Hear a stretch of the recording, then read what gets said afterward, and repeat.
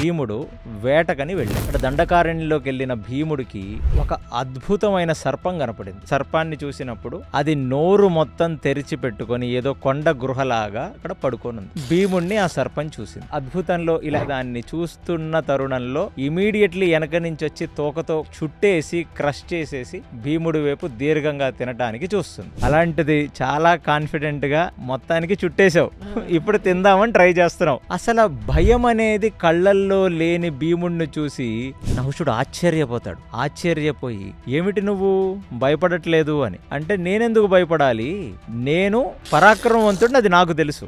నువ్వు ఆకలితో ఉన్నావు, అది నాకు తెలుసు. ఆకలితో ఉన్న జీవి ధర్మం ఏమిటి, ఇంకొకడిని తింటాం. కాబట్టి నువ్వు నన్ను ఆకలితో తినాలని అనుకుంటున్నావు, తప్పే ఉంది. కాకపోతే నువ్వు నన్ను తినగలవా తినలేవా అనేది ప్రశ్న, అంతే. మరణం అనేది నాకు ఇప్పుడు వస్తే అది ఈశ్వరిచ్చా, దానికి నేను భయపడటం ఏమిటి?